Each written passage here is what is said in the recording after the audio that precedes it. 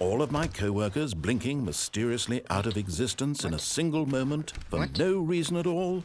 None of it made any logical sense. And as Stanley pondered this, he began to make other strange observations.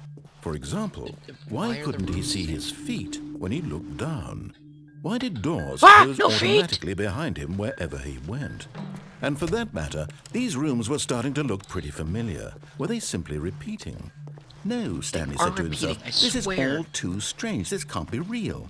And at last, he came to the conclusion that had been on the tip of his tongue. He just hadn't found the words for it. I'm dreaming! Okay, let's examine this room here. There's a This car. is all a There's gotta be dream. Wait.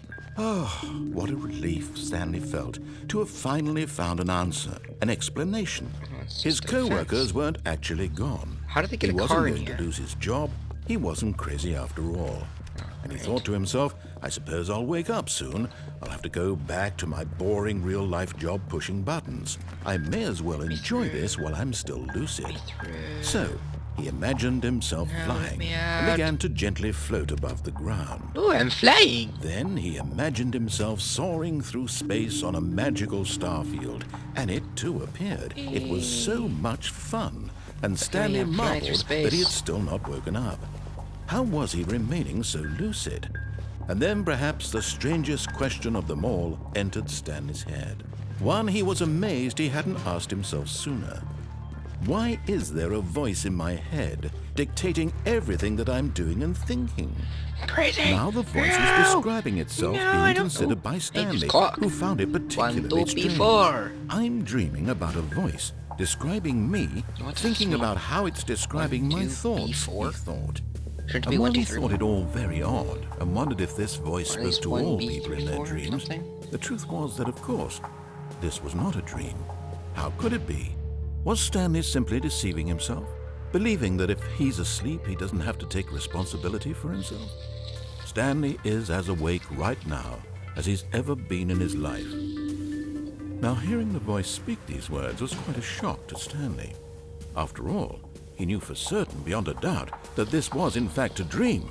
Did the voice not see him float and make the magical stars just a moment ago? How else would the voice explain all that? This voice was a part of himself too. Surely, if he could just...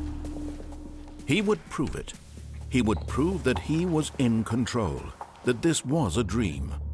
So he closed his eyes gently, and he invited himself to wake up. He felt the cool weight of the blanket on his skin, the press of the mattress on his back, the fresh air of a world outside this one. Let me wake up, he thought to himself. I'm through with this dream. I wish it to be over. Let me go back to my job. Let me continue pushing the buttons. Please. Why do you want to push the buttons so bad? I want my apartment and my wife and my job. Look at me, pressing buttons, trying to move. All I want is my life exactly the way it's always been. Stupid black screens like this. My life is normal. Open your eyes, Stanley. Open your damn eyes. Everything will be fine. I am okay. That voice was like the dude from Half-Life 2. Oh, son of a bitch. Stanley began screaming. Please, someone, wake me up. My name is Stanley.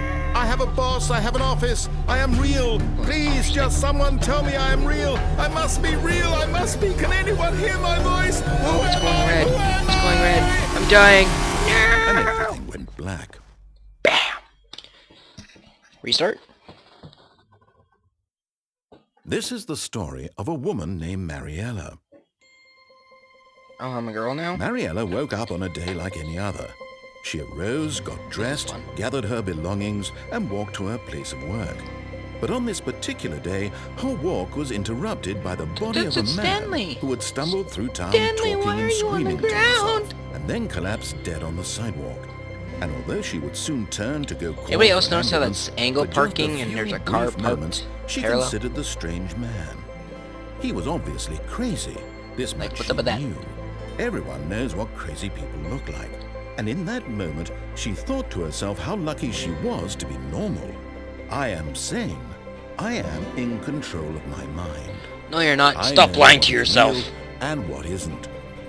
It was comforting to think this, And in a certain way, seeing this man made her feel better. But then she remembered the meeting she had scheduled for that day. The very important people whose impressions of her would affect her career, and by extension, the rest of her life. She had no time for this, so it was only a moment that she stood there, staring down at the body. And then she turned and ran. No, there's a dead, crazy guy on the street. Ah!